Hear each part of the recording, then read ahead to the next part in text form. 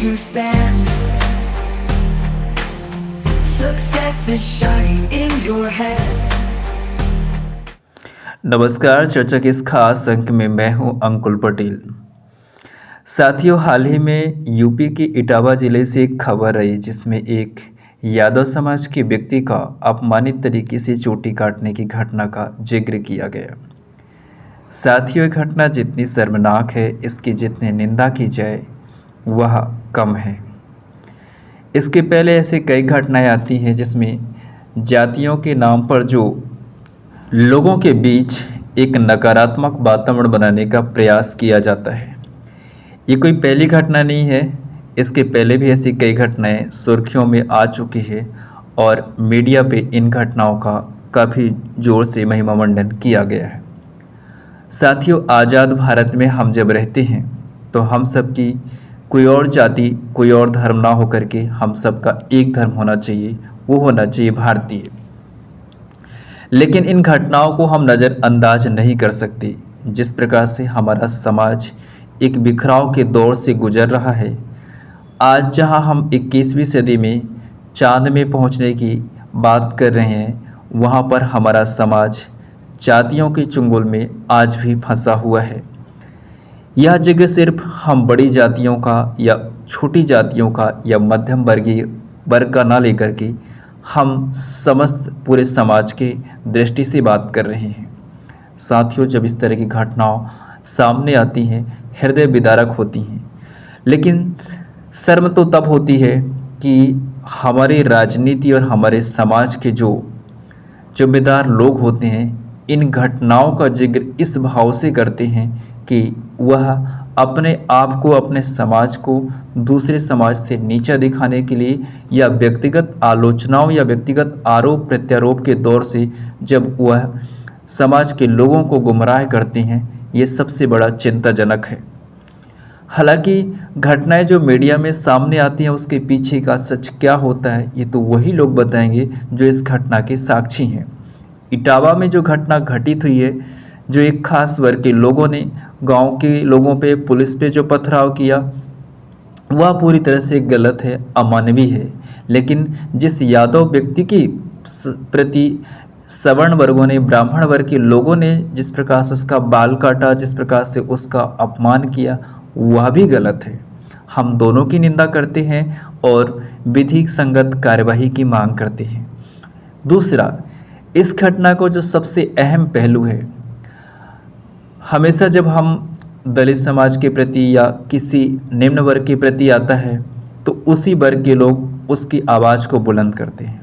आज ऐसा ही हुआ कि यादव समाज के व्यक्ति के साथ जब अन्याय हुआ तो यादव समाज के लोगों ने ही आवाज़ उठाई।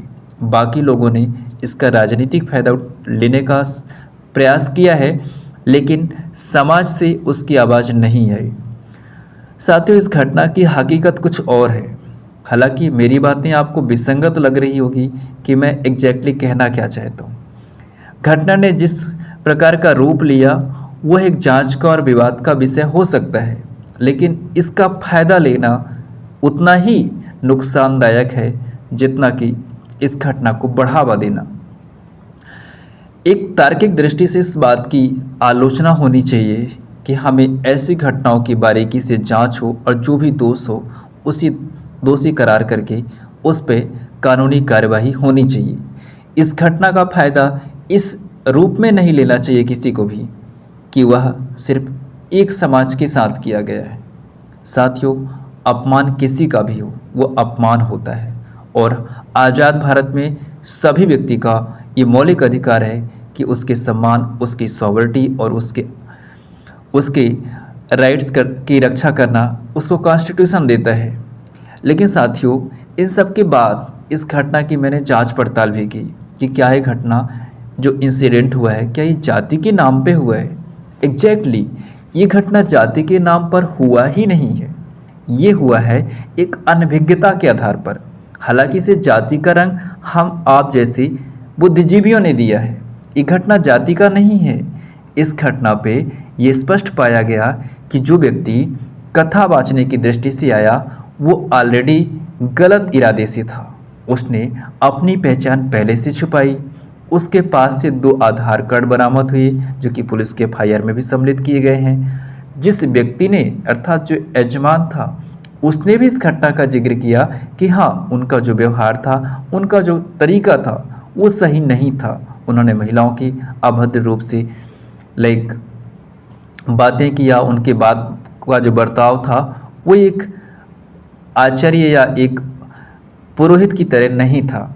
इसके प्रकार उन्होंने जिस प्रकार से चूँकि ये घटना 21 जून को हाईलाइट हुआ था, चूँकि वहाँ पे जो प्रोग्राम था 21 जून से 27 जून का तय था और पहले ही दिन ये चीज़ें सामने आ चुकी थी। हालांकि जो परिवार था जिसने इन्हें इनवाइट किया था वह भी इनकी हरकतों से काफ़ी डिसअपॉइंटेड था और आशंकित था कि क्या हमारे साथ कुछ धोखा हो रहा है। दूसरा सर, इस घटना की जब जांच चल रही है तो हमें इसकी जांच पे ट्रस्ट करना चाहिए, लेकिन यहाँ पर स्थिति इसके विपरीत है।